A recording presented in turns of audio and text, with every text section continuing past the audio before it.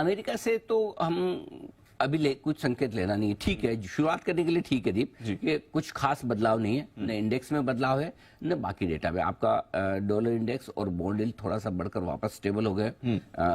Metals में हल्की फुल्की गिरावट है, वो है ही, ठीक है। फिर सोना चांदी हल्के फुल्के कमजोर हुए, स्टेबल हो गए। सो कोई खास संकेत वहां से है नहीं। आज रात अमेरिका के डेटा जैसा आपने बताया इंपॉर्टेंट है, 1,70,000 नई नौकरियां वहां जुड़नी चाहिए, अनुमान है। नई नौकरियां कम जुड़े तो वैसे देखा जाए तो अच्छी बात है। फेड खुश होना चाहिए कि भाई चलो हम जो डंडा मार रहे हैं उसका असर पड़ रहा है। ब्याज दर ने जो हायर फॉर लॉन्गर ये कर रखा है उसका असर पड़ रहा है। फर्ज करे ज्यादा जुड़ गए, अब प्रॉब्लम दी मार्केट कैसे लेगा वो पता नहीं। 1,70,000 नौकरियों का अनुमान है और कम जुड़ गई तो फेड तो खुश होगा, मार्केट भी खुश होगा या नहीं पता नहीं। हायर साइड पे अगर बढ़कर आ गई नौकरियां तो फेड बोलेगा भाई ये तो यार मतलब ऐसा बच्चा है, कितनी डांट लगाओ कितनी पिटाई लगाओ मानने को ही तैयार नहीं है। महंगाई वैसा वाला मामला हो गया, वैसे ही हो रहा है। ये तो फिर हम हमारी सिचुएशन खराब। सो मेरा ये समझना, और ऐसी सिचुएशन में फेड अग्रेसिव हो या फिर मार्केट खुश हो जाए कि अच्छे डेटा आ रहे हैं, तो मुझे लगता है कि हर इकोनॉमी डेटा के जो दो रिएक्शन होते हैं, इस बार मार्केट कैसा रिएक्शन देना चाहिए, मैं गलत पड़ने की रिस्क पर ये अंदाज लगाना चाहता हूँ जी। ये अगर समझो जॉब डेटा खराब आए यानी कि नौकरियां कम लगी तो मुझे लगा मार्केट ज्यादा खुश होगा। क्यों होगा वो बता रहा हूं, क्योंकि ये आपके जो इस वक्त बॉन्ड यील्ड्स हैं वो 4.5% के आसपास, ये 4% के आसपास नहीं है, 4.25% के आसपास नहीं है, 50 बेसिस पॉइंट वहां से ऊपर है। Yes sir.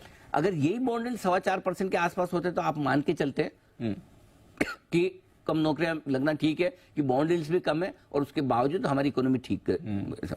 लेकिन जब बॉन्ड यील्ड्स ज्यादा है तो आप ये चाहते हैं कि बॉन्ड यील्ड कम हो, और बॉन्ड यील्ड कम कब होंगे जब आपकी नौकरियां कम लगेगी। तो इसलिए इस वक्त मुझे लगता है, और अगर वैसा होता है तो मार्केट उस पर पॉजिटिव रिएक्शन देगा। Got it. सो आज हमें खराब डेटा चाहिए, bad news is good news. आज हमें अमेरिका से चाहिए। मैं गलत भी हो सकता हूँ क्योंकि हर चीज का दूसरा पहलू है। खराब होने का फिर इकोनॉमी में खराबी है, कमजोरी है, ये भी सोच के मार्केट घट सकता है, देखो वो एक अलग चीज है। लेकिन इस वक्त की सिचुएशन के हिसाब से आप देखें तो आइडियल रिएक्शन ये होना चाहिए कि भाई बॉन्ड यील्ड बढ़े हुए नीचे तब आएंगे जब अमेरिका में की इकोनॉमी में थोड़े ठंडेपन के संकेत आए, और वो संकेत आपको जॉब डेटा से समझो 1,50,000 ही नौकरियां लगी तो चलो ठीक है, अच्छी बात है। राइट। तो ये मेरा समझना है। बाकी तो देखो क्या होता है अमेरिकी बाजार में।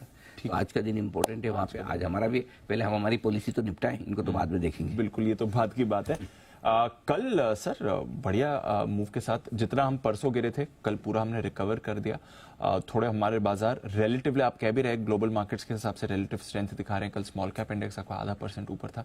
कैसे समझना है ऐसे? एक्सपायरी भी निकल गई है, क्या एक्शन समझा जाए सर? दो वजह है। एक तो ये कि रिकवरी आना तय थी, रिकवरी आने के पीछे ग्लोबल रीजन भी और लोकल भी। ग्लोबल रीजन ये था कि ऊपरी लेवल से थोड़े से बॉन्ड यील्ड डॉलर इंडेक्स ठंडा हुआ और अमेरिकी बाजार हल्की फुल्की मजबूती के साथ बंद हुए, तो आपको थोड़ा सपोर्ट वहां से मिल गया। लोकल संकेतों में सिंपल ये था कि भाई आपकी एफआईएस की इंडेक्स लॉन्ग पोजीशन घटकर 25% पे आ गई है, तो इंडेक्स में बेचने को ज्यादा उनके पास है नहीं। स्टॉक्स ऑलरेडी अच्छा खासा वो बेच भी चुके थे। दूसरी बात है कि इंपॉर्टेंट सपोर्ट लेवल के आसपास जो हमारी रेंज है जहां खरीदारी की 250-350 जो दी थी लगभग वहां पहुंच गए। बैंक निफ्टी की भी 43,643 850 के आसपास की जो रेंज है एग्जैक्टली वहां पहुंचे भी, तो उन लेवल के आसपास से रिकवरी भी बनती थी। सो आई थिंक एकदम कल का जो एक्शन था वो बिल्कुल परफेक्ट था। कल के एक्शन में एक अच्छी बात थी, बढ़ना घटना ये रोज का काम है, रोज हो, लेकिन कल का ट्रेडिंग सेशन जिस तरह से स्टेबल रहा, 19,500 के नीचे हम गए नहीं। एक बार 487 का लो सुबह सुबह का वो है शुरुआत में, इसके अलावा आपने एक भी कोई साइजेबल डिप नहीं देखी। तो वो एक अच्छा संकेत था। तो मेरे ख्याल से कल का सेशन हमने अच्छा ही निकाला है। थोड़ा कॉन्फिडेंस बढ़ाने वाला था।